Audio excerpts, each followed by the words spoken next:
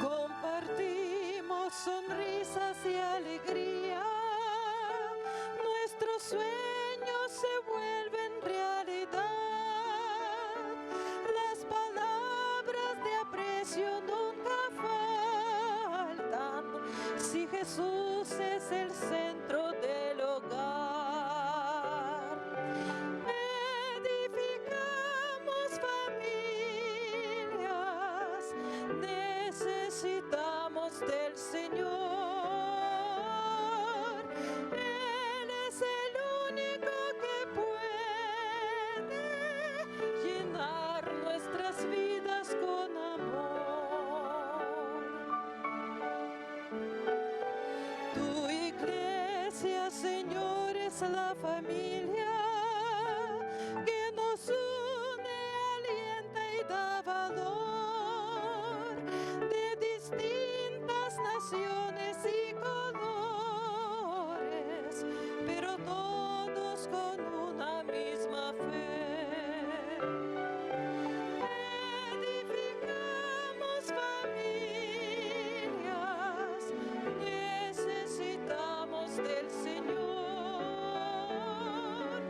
Él es el único que puede llenar nuestras vidas con amor.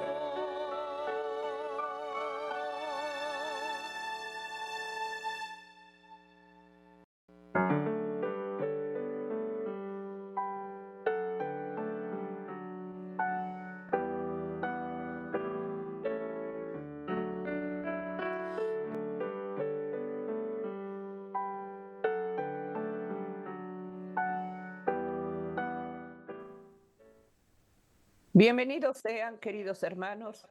Agradecimiento hay en este día por permitirnos entrar a tu hogar por medio de la red de canales del Evangelio Eterno. Ministerio de Oración, Sergio Huerta, Yolanda Huerta. Como matrimonio te damos la bienvenida al culto familiar. Qué tan importante, hermanos, elevar ese ruego en familia cuando la situación se está viviendo con adversidad. Busquemos un cerco protector a través de la oración. Bienvenidos sean. Estamos llevando el matrimonio, la familia que es sagrada para Dios, suplicando al Señor que no dejemos de orar.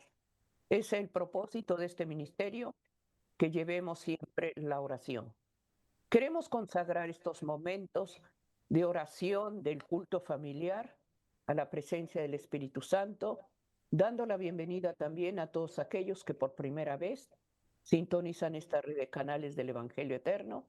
Estamos llevando la oración y vamos a pedir al Señor que ese hogar y esta familia esté protegida y cubierta en las manos de Dios. Vamos a hacer la oración en este momento.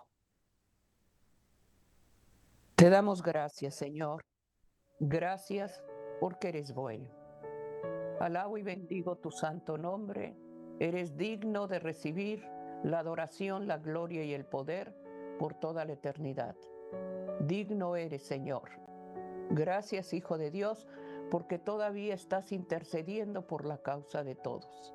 Gracias, Espíritu Santo, porque nos das la convicción, Señor, de pecado, de juicio y justicia. Gracias por esa sangre que derramaste, Señor. Gracias te doy. En este momento, amado Padre, rogamos ante todo el perdón de nuestras faltas. Perdona la indiferencia, Señor. Perdona la rebeldía. Perdona, Señor mío, que no hemos sido obedientes a tus principios, y rogamos la ayuda del Espíritu Santo. Danos la fuerza y la gracia, Señor, para vencer todo obstáculo. Favorece los hogares, las familias, y te suplico, amado Dios, por los que no conocen de ti.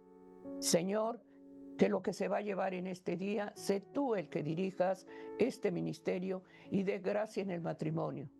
Te doy gracias, Padre. En tus manos pongo el perdón y reconciliación, y pedimos que tú guíes, Señor mío. Tú guía lo que se dará en la familia. Gracias te doy, Señor, porque eres bueno, tu misericordia es grande. Amén, amén. Estamos llevando en este día, hermanos, la familia y queremos poner la base del ministerio de oración, la palabra de Dios que está en el libro de 2 de Corintios 13:5, la palabra de Dios dice así: examinaos a vosotros mismos si estáis en la fe, probaos a vosotros mismos, o no conocéis a vos, o no os conocéis a vosotros mismos que Jesucristo esté en vosotros, a menos que estéis reprobados. Pidamos en este día, hermanos, que lo que se va a dar en este día, la reflexión, está titulada Cuando todo parece bien y no lo es. Muchas veces parece que todo marcha bien, que todo va fácil, que todo está, hermano, en armonía, pero ¿dónde está nuestra fe en ese momento? Pidamos en este día que lo que Dios nos va a dar, hermano, es una reflexión para que la tomemos en cuenta y no estemos, hermano, jugando con nuestra fe. Pidamos la dirección del Espíritu Santo para que en el hogar, en la familia, se establezca el orden de Dios. Sergio, cuando todo parece bien y no lo es lo que se va a testificar. Amén. Así es, hermanos. Cuando todo parece normal, pero no está bien. Muchas veces pensamos que todo está bien porque no hay grandes problemas en nuestra vida. Tenemos trabajo, tenemos una familia, tenemos dónde habitar, tenemos salud. Pero la pregunta es, ¿dónde está tu fe? Esa es la pregunta. Porque porque uno puede tener una vida aparentemente normal, sin en cambio un corazón vacío. La rutina diaria y los afanes pueden apagar el fuego espiritual y vemos las cosas anormales como si fueran normales y por lo tanto dejamos de buscar a Dios. Es el peligro. Cuando hacemos una rutina y pensamos que todo está bien, sin en cambio la palabra de Dios, hermanos, nos hace reflexionar para que nuestra conducta cristiana esté de acuerdo con lo que Dios manda en su palabra. Amén. No vivamos, hermanos, en la inercia que el mundo nos presenta y muchas veces hacemos cosas que nos parecen normales, pero que están fuera de la voluntad divina. Y eso es lo que la Escritura nos va a mostrar. Leíamos aquí en 2 Corintios capítulo 13, versículo 5, cómo el apóstol Pablo nos hace esta exhortación: examinaos a vosotros mismos si estáis en la fe. Y aquí es el pensamiento divino comparado con el pensamiento humano, porque tenemos que hacer un examen de conciencia, tenemos que hacer un examen en cuanto a nuestra conducta y nuestro comportamiento. Todo debe de ir armonizado con la voluntad divina a lo que hacemos, a lo que pensamos y a lo que decimos. Por eso viene el análisis o el examen, como dice el apóstol. Debemos de estar conscientes de que lo que profesamos lo ponemos por obra. ¿O no os conocéis? Dice la Escritura. ¿No te conoces a ti mismo? Y luego concluye que Jesucristo está en vosotros. Es decir, si nosotros tenemos una conducta cristiana de acuerdo a las normas, a los preceptos, a los mandamientos que el Señor nos manda, lo debo de vivir. Por eso Jesucristo mora en mí, porque pienso como Él, porque actúo como Él, porque me comporto como Él. Y esto es en función al conocimiento que yo tengo a través de su palabra. Y sigue diciendo la Escritura, a menos que estéis aprobados o reprobados.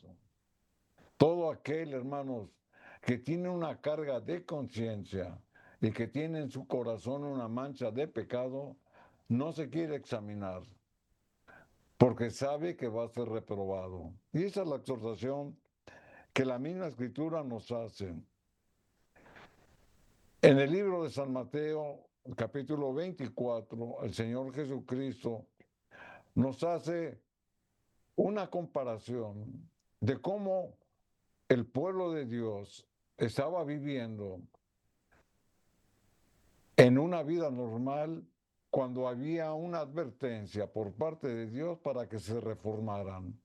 Y esa misma advertencia que fue en el pasado, en los días de Noé, permanece en el presente para que estemos advertidos de lo que viene en el futuro.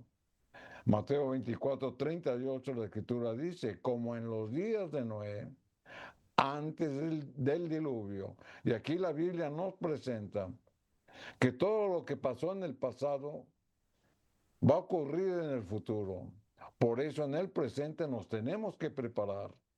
Pero ¿cuál era la condición del hombre en cuanto a su fe y en cuanto a su conducta? Estaban comiendo y bebiendo, casándose y dándose en casamiento. El comer y beber y el tener actividades cotidianas, hermano, no es malo. Lo malo es de que estemos retirados de Dios y que hagamos las cosas que a nosotros nos parecen normales, pero que muchas veces, hermano, nos olvidamos de Dios. Y ahí está la anormalidad, en que nos alejamos de Dios. Sigue diciendo la Escritura, hasta el día en que Noé entró en el arca. La gente comía, bebía, se casaba, hacía planes, todo parecía normal. Es decir, vivían una vida rutinaria. Todo les parecía normal, pero no lo era. Porque no escuchaban o no querían escuchar la advertencia divina a través de su mensajero. La Escritura dice que tuvieron 120 años para decidirse, pero la normalidad de la rutina de su vida los venció. Tal como sucede el día de hoy. Muchos hermanos viven una vida rutinaria que para ellos es normal y por estar inmersos en la inercia que les presenta esta vida por medio de afanes y de placeres, se olvidan de Dios. Por eso viene la advertencia.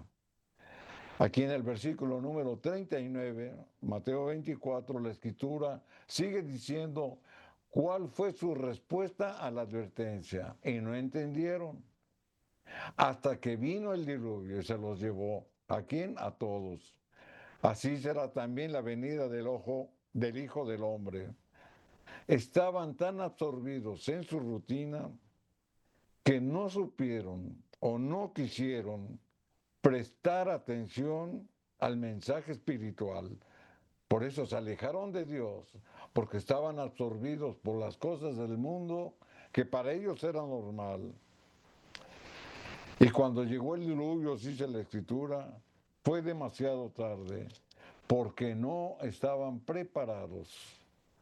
Hay muchas personas, hermanos, que viven igual, dicen que no son malas, que no roban, que no hacen grandes cosas en contra de Dios, pero sin en cambio viven sin Dios. Y eso también es estar perdidos. El mensaje, hermanos, que el ángel del Señor presenta a la iglesia de Éfeso, nos presenta esa situación, que es una verdad. No vamos a estudiar en sí lo que la profecía dice, pero sí vamos a insistir en la condición espiritual y en la conducta del pueblo de Dios, que es semejante a lo que estamos viviendo el día de hoy. Vivían una normalidad aparente, pero estaban viviendo una normalidad donde se sentían cómodos. Aquí en el libro de Apocalipsis, en el capítulo 2 y el versículo número 2, la Escritura dice, yo conozco tus obras. Apocalipsis capítulo 2, versículo 2. Yo conozco tus obras y tu trabajo, o tu arduo trabajo y paciencia, y que no puedes soportar a los malos, y has probado a los que se dicen ser apóstoles y no lo son, y los has hallado mentirosos. La iglesia, hermanos, distinguía entre la verdad y el error, ya fuera en doctrina o ya fuera en comportamiento. Mostraban una conducta decorosa. Sin en cambio, en el versículo número 3, sigue diciendo la Escritura, dando este mensaje el ángel al pueblo del Señor. Versículo 3, Apocalipsis 2, la Escritura sigue diciendo, y has sufrido, y has tenido paciencia, y has trabajado arduamente por amor de mi nombre, y no has desmayado. Ellos, hermanos, se esforzaban para que permaneciera la santa doctrina, pero sus esfuerzos humanos aparentaban lo que no sentían.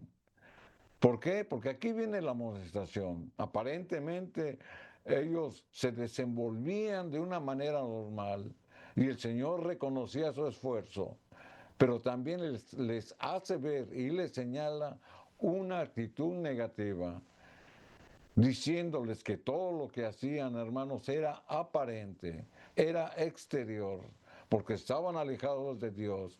Y eso lo dice aquí en el versículo número 4, Apocalipsis capítulo 2, versículo 4. Pero tengo contra ti que has dejado tu primer amor. Ahí está la amonestación. Ellos aparentaban vivir una normalidad, pero fundamentaban todas las obras que hacían en ellos mismos. Pero no les valía, porque carecían del amor de Dios. Por eso dice la Escritura, has dejado tu primer amor. Ese amor, hermanos, incluye un amor incondicional de todo corazón al Señor, pero también a la verdad. Las buenas obras que hacían y los sufrimientos que pasaban eran para comprar el favor divino, para quedar bien delante del hombre. Y no lo hacían por amor a Dios ni por amor al prójimo. Notemos cómo la Escritura nos ha marcado o nos ha señalado que no dejaron ir a la iglesia, que no dejaron de ir a la iglesia, no dejaron de servir, pero dejaron de amar. Muchos a la iglesia hoy en día, hermanos, oran, se congregan, leen la Biblia, tal vez tengan un cargo dentro de la iglesia, pero lo hacen por ser vistos, porque no sirven con amor. Por eso es la amonestación, tengo contra ti que has dejado tu primer amor. Para ellos todo parecía normal, servían, se congregaban, oraban, participaban, pero su corazón estaba vacío, porque el amor de Dios lo habían dejado a un lado.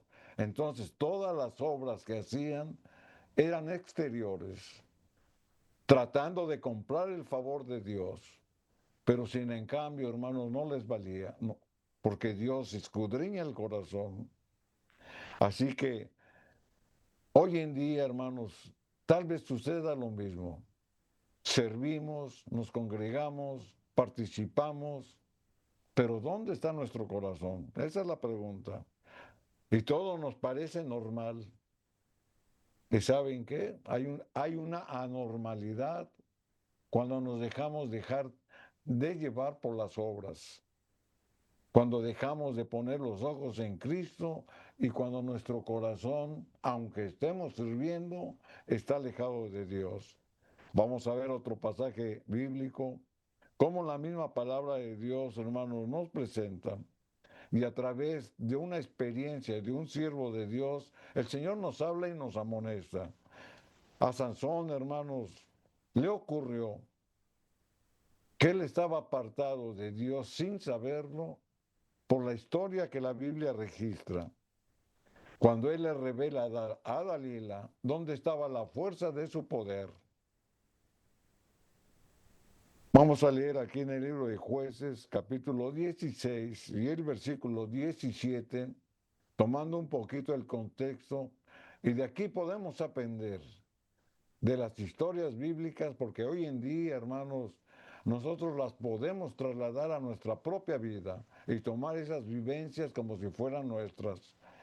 Obviamente en otros aspectos, pero la esencia del mensaje trae un simbolismo en nuestra actualidad. Libros de Jueces, capítulo 16, versículo 17. La escritura dice, pero Sansón, descubriendo pues todo su corazón a quien a Dalila, porque Dalila le había insistido que le señalara cuál era el secreto donde él poseía su fuerza. Y le insistió 3 veces, pero a la cuarta vez él cayó. Por eso dice la escritura, abrió su corazón y le dijo, ¿quién? Sansón a Dalila. Estamos leyendo Jueces 16, 17.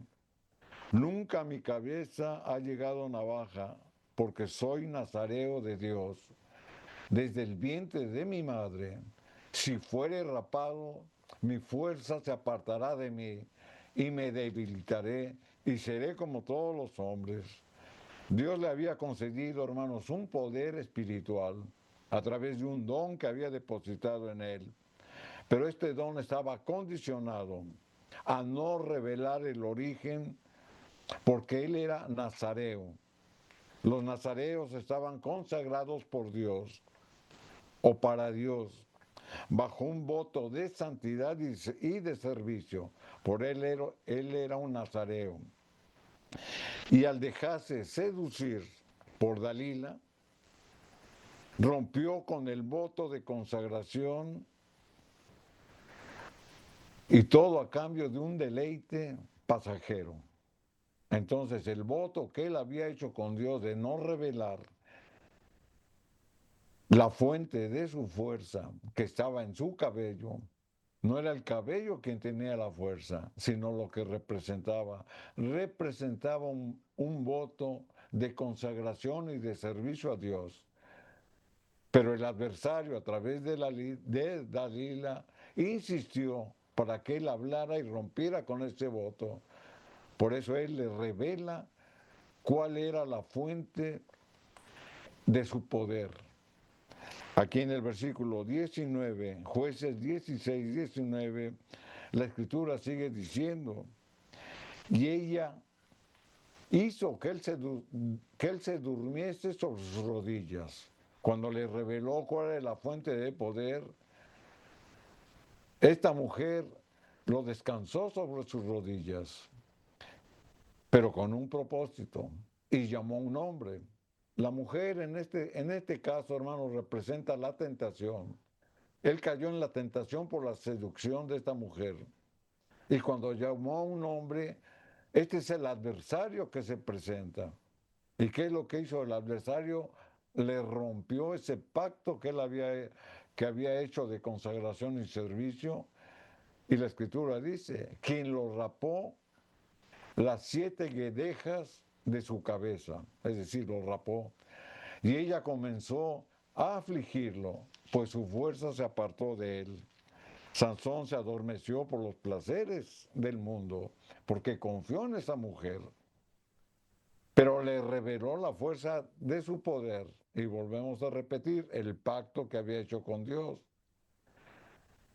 Rompió el pacto de fidelidad y perdió la fuerza que Dios le había concedido.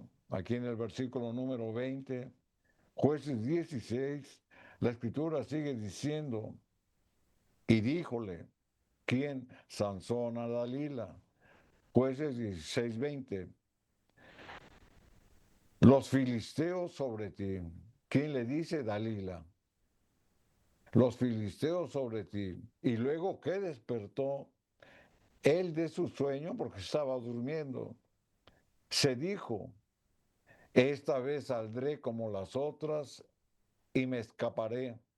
Pero él no sabía que Jehová ya se había apartado de él. ¿Por qué? Porque estaba durmiendo. porque se dejó seducir, porque cayó en la tentación, porque rompió el pacto con Dios y al romper el pacto con Dios se apartó de Dios. Muchas veces Sansón había violado sus votos de Nazareo, pero en esta ocasión reveló cuál era la fuente de su poder, es decir, rompió el pacto con Dios, que era un pacto de lealtad. Porque en el cabello, hermano, no hay virtud, pero en esta ocasión sí rompió el pacto. Cuando fue despertado pensó que todo tenía a su favor y que todo continuaba normal, no sabiendo que Jehová ya se había apartado por él. Es decir, él pecó, cayó en la tentación y ni cuenta se dio. ¿Por qué? Porque estaba seducido. Por eso cuando despertó, no sabiendo que Jehová ya se había apartado de él, Sansón pensó, como siempre saldré y me libraré. Pero ya no tenía la presencia de Dios.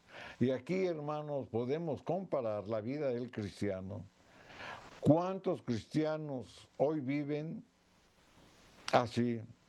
Siguen hablando de su fe, siguen predicando, siguen ministrando, siguen congregándose, pero ya no buscan a Dios. ¿Por qué? Porque están fascinados con las cosas del mundo.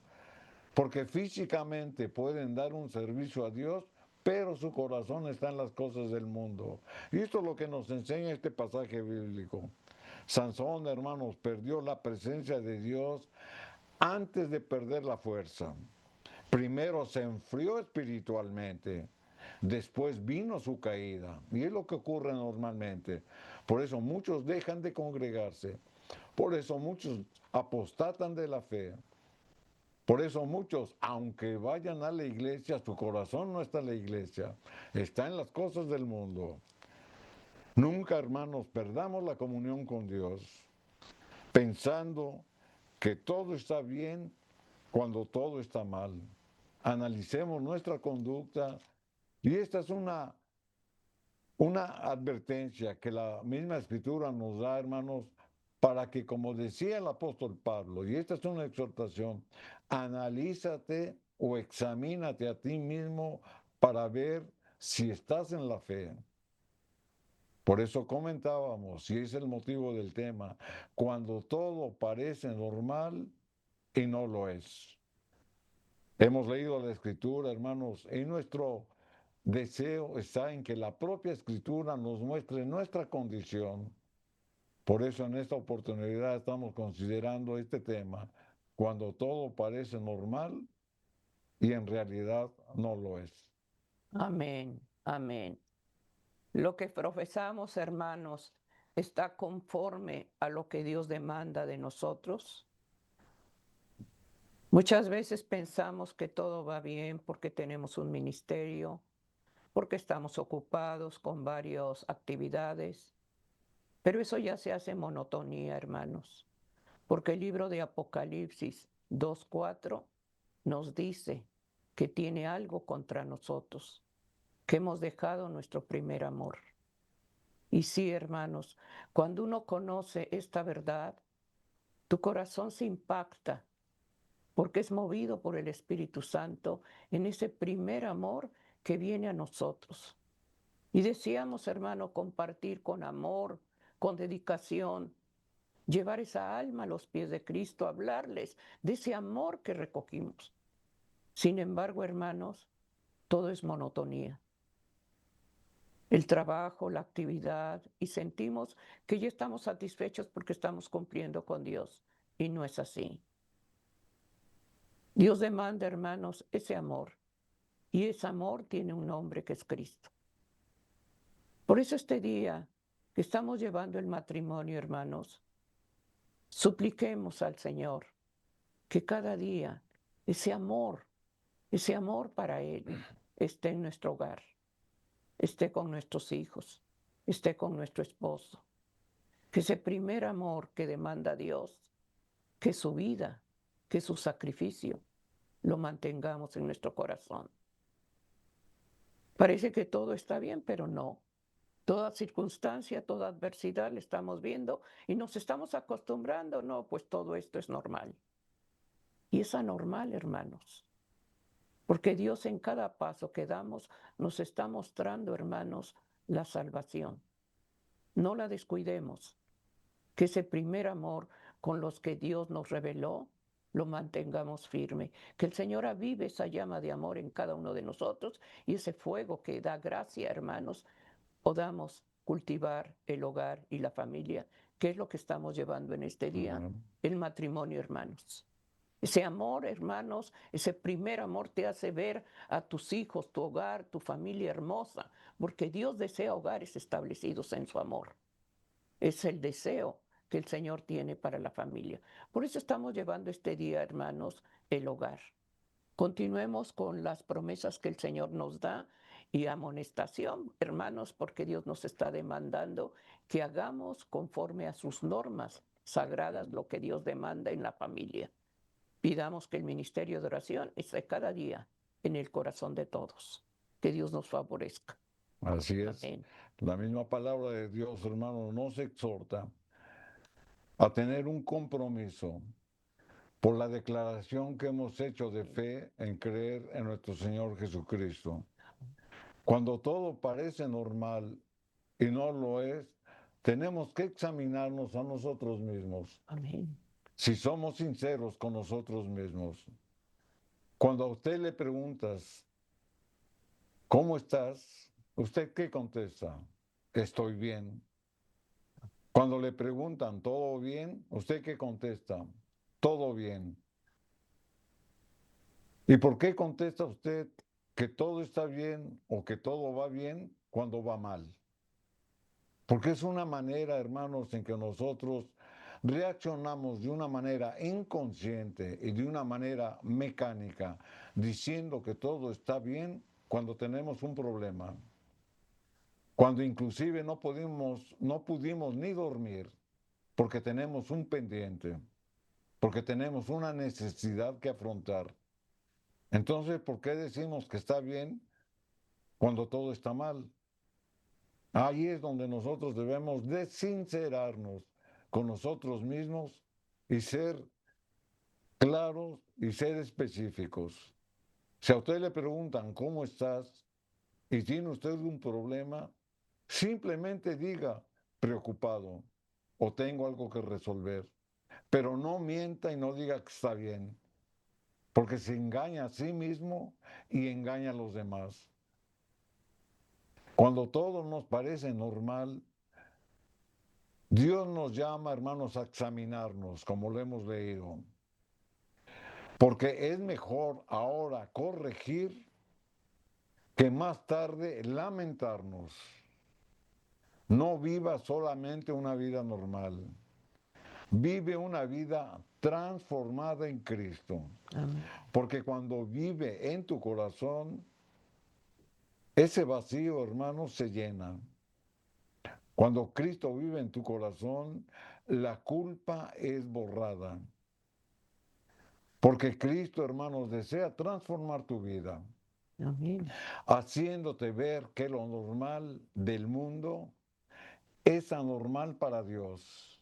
¿Por qué? Porque no vives en el Espíritu, porque vives conforme al mundo. Así hemos visto cómo la palabra nos exhorta que la conducta, la actitud, como en los días de Noé, así va a ser en el futuro.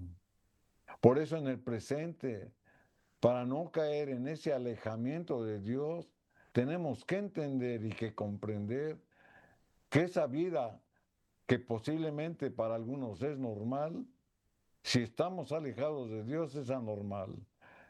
Hemos leído el ejemplo de Sansón, que por estar durmiendo, por haber caído en la tentación, cuando él se dio cuenta y despertó y quiso usar el favor de Dios a través de la fuerza que él le había dado, ni él mismo sabía que estaba alejado de Dios. ¿Por qué? Porque rompió un pacto de fidelidad y de lealtad. La misma palabra de Dios, hermanos, nos enseña y nos da otro pasaje bíblico en el cual nosotros podemos aprender, pero también es una exhortación para que tengamos precaución de cuál es nuestra conducta cristiana, cómo actuamos, dónde está nuestra fe, si realmente estamos viviendo una vida normal ante los ojos de Dios, o tal vez estamos viviendo una vida anormal porque somos arrastrados por las corrientes del mundo. Cuando Jesús, hermanos, se acercó al pozo de Jacob para satisfacer su sed, había una mujer samaritana, quien tenía ella en lo personal una vida complicada. Ella era despreciada por su raza, porque ella era samaritana. Era despreciada porque tenía una reputación social ante los demás, porque se había casado 5 veces y actualmente tenía una pareja que ni siquiera era su marido. Pero tiene un encuentro con Jesús y aquí es donde vamos a aprender. En el libro de San Juan, en el capítulo 4, versículos 6 y 7, nos narra esta historia de la que estamos comentando. San Juan 4, versículos 6 y 7, la escritura dice, y estaba allí el pozo de Jacob. Entonces Jesús, cansado del camino, Jesús se cansaba porque estaba en su humanidad. Jesús se cansaba como nosotros nos cansamos. Por eso él nos comprende y nos entiende, porque en su humanidad sintió lo que usted siente y lo que yo siento. Cansado del camino, se sentó así junto al pozo. Era como la hora sexta. Vino una mujer de Samaria a sacar agua y Jesús le dijo, dame de beber. Esta mujer, hermanos, iba a sacar agua, pero tenemos que fijarnos en los detalles. Iba a la hora sexta, que corresponde a mediodía, a la hora del calor. Pero ¿para qué iba a esa hora? Porque en esa hora no iba nadie más al pozo de Jacob por el calor. Entonces ella propiamente iba a escondidas a sacar agua para evitar encontrarse con otras mujeres que la juzgaban y que la conocían. Y se escondía y las evitaba. Pero para ella, hermanos, era normal, porque ella se había acostumbrado a vivir en esa vida. Vivir una vida desordenada, que para ella era normal, pero las demás mujeres la condenaban. Entonces, para evitar eso, mejor iba a la hora en que nadie iba. Pero todo esto, hermanos, había un propósito espiritual y Jesús lo sabía. Por eso él fue al pozo de Jacob. Aquí en el versículo número 9, Juan 4, versículo 9, siguiendo con esta misma historia, la escritura dice, la mujer samaritana le dijo, ¿a quién? A Jesús, ¿cómo? ¿Tú siendo judío me pides a mí de beber, que soy mujer samaritana? Y luego le dice, porque judíos y samaritanos no se tratan entre sí.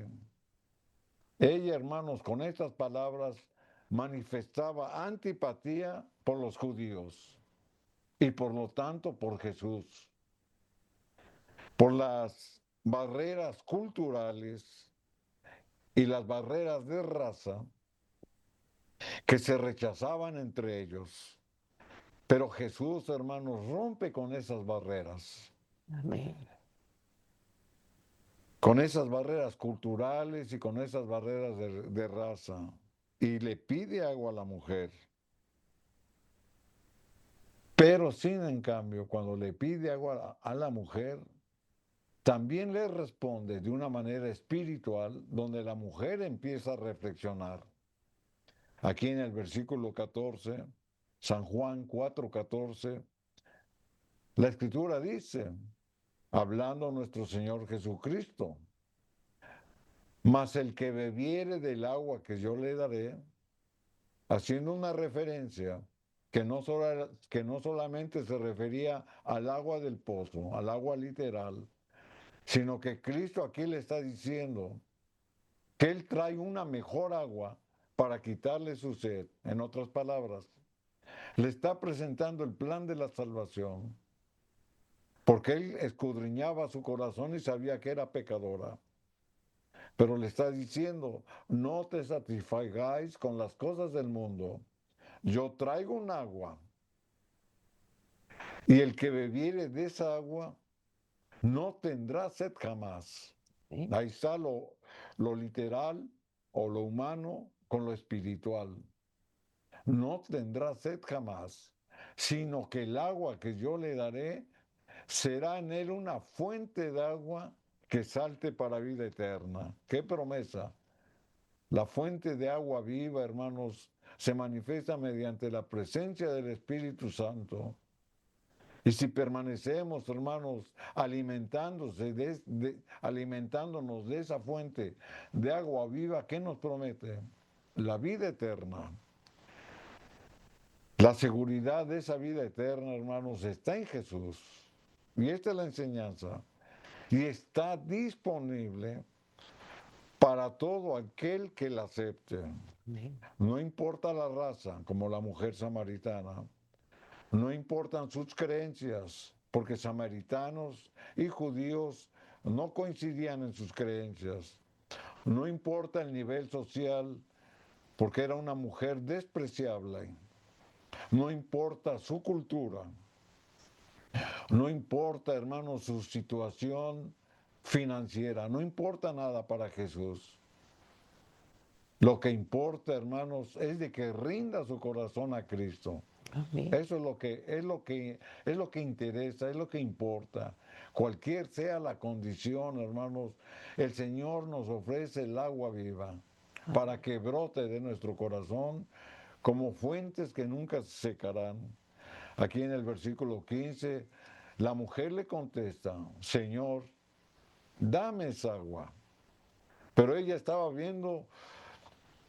pensando de esa manera porque ella sabía que si iba a tener un agua eterna, pensando de una manera literal, ya no tendría que ir más al pozo, ya no tendría que ir a la hora del calor, ya no tendría por qué esconderse de las demás mujeres, porque ya tendría una fuente eterna, como decía la promesa.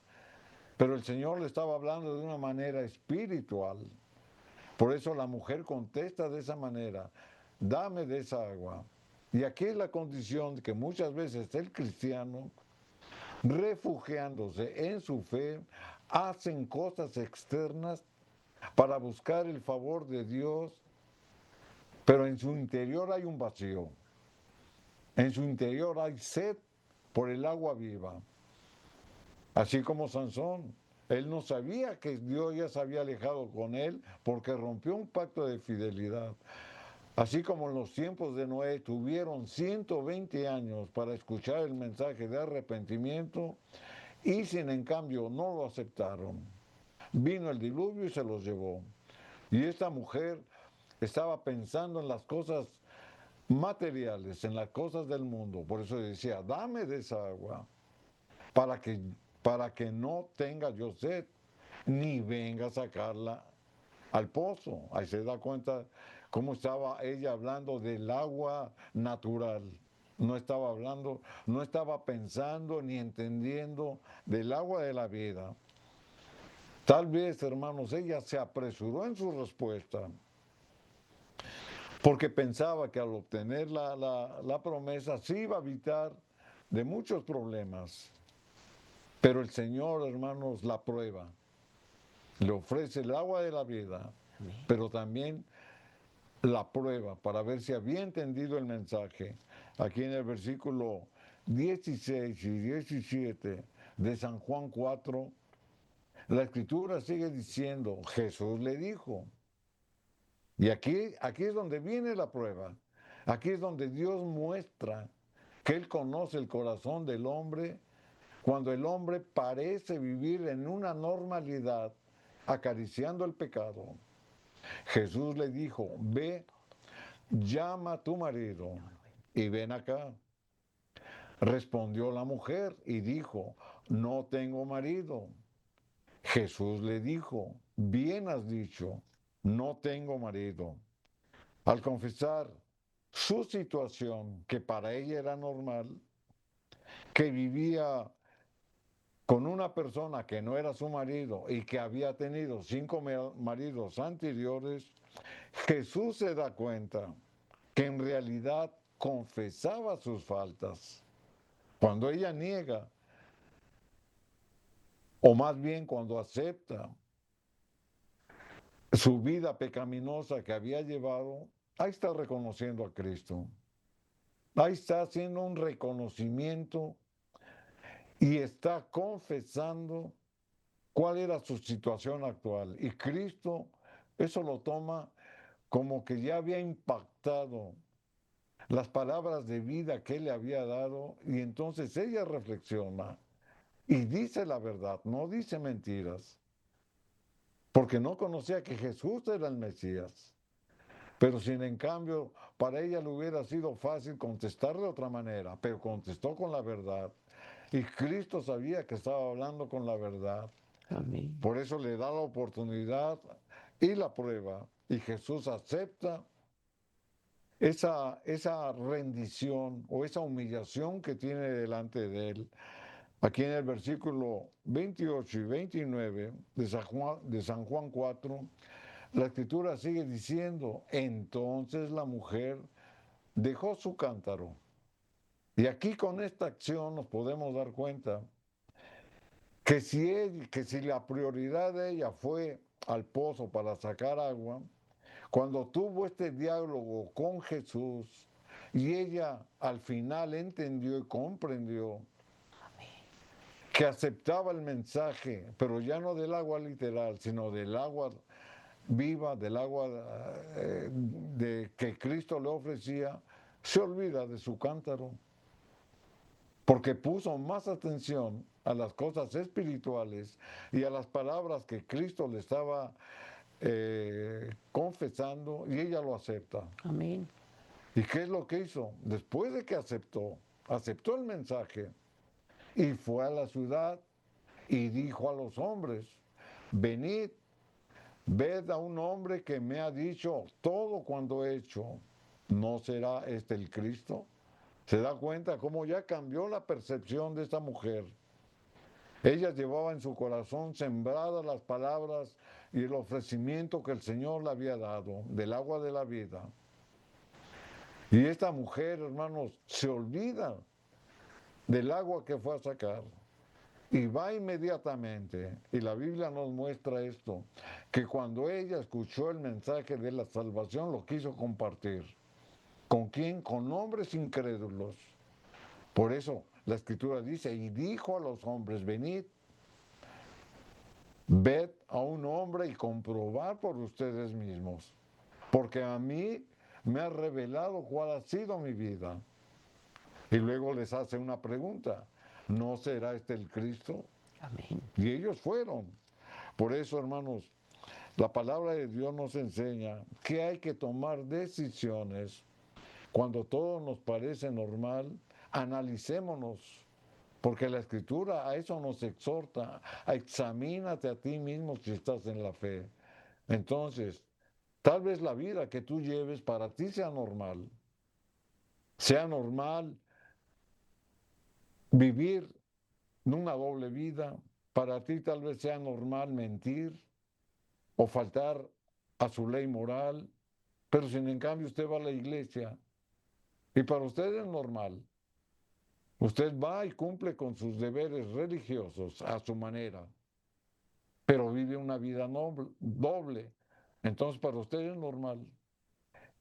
Pero esa normalidad, hermanos, Dios no la acepta. Por eso debemos de ser sinceros. Analicémonos. Cuando todo parece normal, hermanos, en ese examen que hagamos de nosotros mismos, de nuestra fe, en nuestra conciencia, nos vamos a dar cuenta que lo que vemos normal no lo es. Y ese es el motivo del tema. Por eso insistimos en que nosotros tenemos que hacer una declaración de fe pero también tenemos que comprometernos Amén. a al pacto que hemos hecho, así como lo hizo Sansón.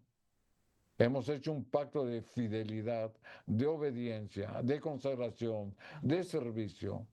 Y cuando caemos en la tentación que nos lleva al pecado, ese pacto se rompe. Amén. Y muchas veces ni cuenta nos damos. Por eso se hace una vida normal en nuestra vida, porque no nos damos cuenta que vivimos en pecado, porque no lo queremos aceptar, porque vivimos una vida doble y para nosotros es normal.